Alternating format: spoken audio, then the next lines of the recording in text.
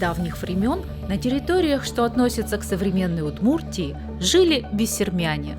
Жили дружно, занимались земледелием, животноводством, охотой, рыболовством, пели мелодичные песни крежи и любили наряжаться в красочные одежды. Бессермяне всегда вызывали интерес со стороны соседей – русских, татар и удмуртов. Так какая же она, жизнь на бессермянской стороне? Мы предложили разобраться нашим ведущим – Роману и Максиму. Один знакомится с традиционным деревенским бытом, а второй посещает массовые мероприятия.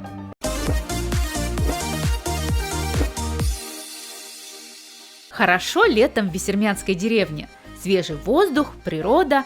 Наш Роман уже нашел общий язык с местными коровками и барашками, а значит, пора осваивать новое занятие. Например, помочь дяде Толе с сенокосом.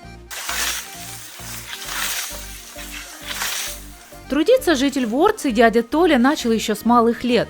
После окончания школы уехал в Губаху учиться на слесаря-сантехника. Успел поработать в Перми, послужить в армии, трудился в Глазове на стройке, а затем на Чепецком механическом заводе. Только вот до конца городским так и не стал. И уже 11-й год вновь живет деревенской жизнью. Дядя Толя, а сколько вам лет? Мне нынче будет всего лишь 75.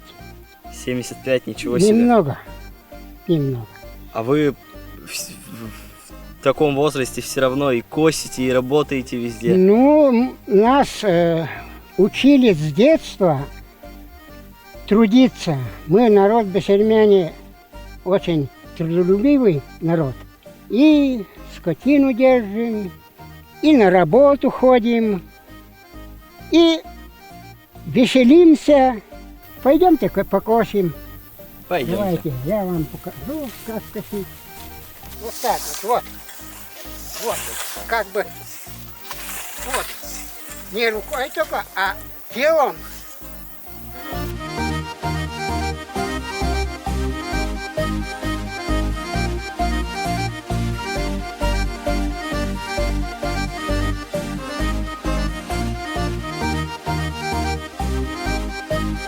Поработали на славу, пора и пообедать.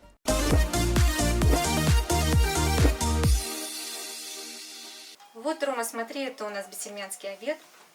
На первый у нас суп пуштем на мясном бульоне.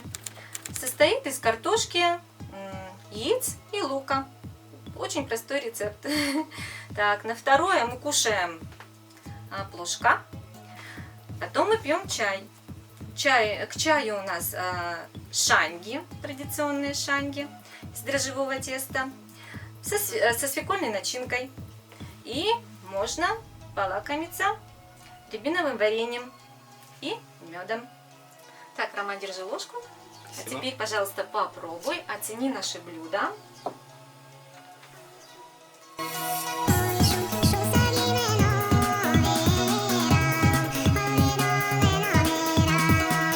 Как? Вкусно.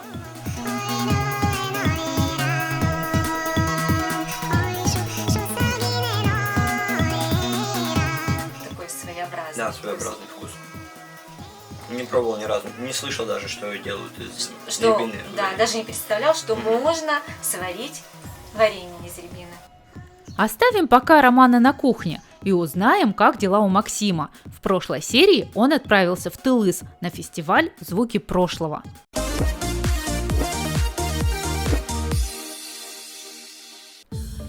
Большой хоровод закружил участников и гостей Всероссийского фестиваля волынщиков и возрожденных музыкальных инструментов «Звуки прошлого». На сцене сменяют друг друга артисты из Мордовии, Карелии, Татарстана, Санкт-Петербурга и Москвы. А вот, похоже, и она – бессермянская волынка.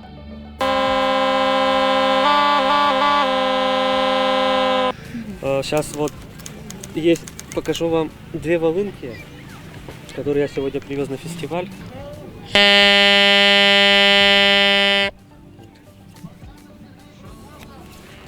И мелодично. Ну, это наподобие флейты. Тут, в данном случае у нас 6 дырок для игры.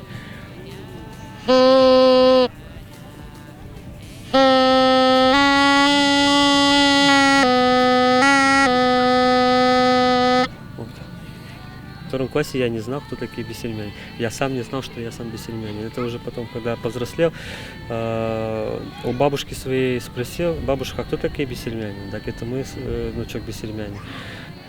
Как я начал?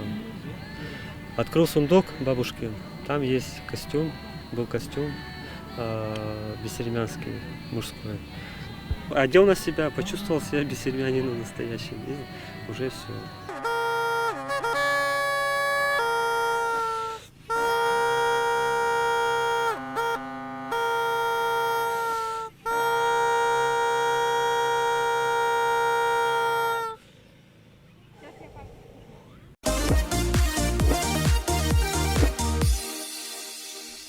В Ворце день уже подходит к концу, и самое время поговорить о сакральном, таинственном.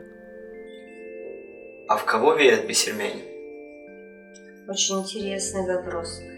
Они заимствовали и у удмуртов верование в богов и духов, и в мусульманское тоже верят. У бессельмян все переплелось. Да-да, Роман, несмотря на то, что бессельмяне в свое время приняли православие, осталось у них что-то и от мусульманских традиций, и от языческих.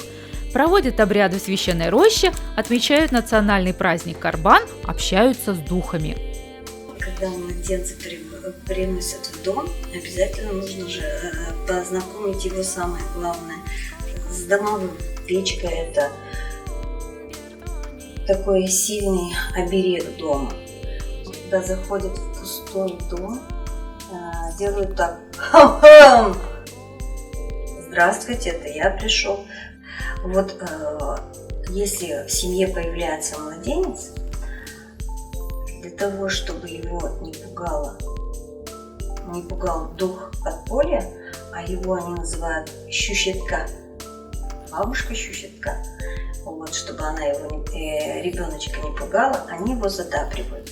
В первый же день заносят корочку хлеба, маслица и говорят: не пугай нашего младенца, прими. Но если это не срабатывает, а ребенок все больше плачет и плачет, тогда уже заносят распашонку, ползунки. Вы так интересно рассказываете. Я вообще не из трусливых, но у меня сейчас мурашки по коже побежали. Даже от истории.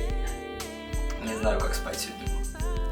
А все будет хорошо, ведь завтра, Рома, тебя ожидает новый день и еще много увлекательных историй из жизни бессельмян, о которых мы расскажем в следующей серии проекта.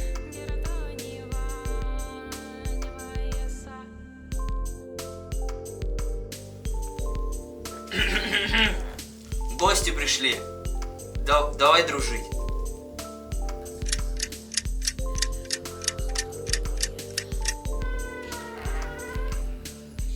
Бабушка Щетка, спокойной ночи.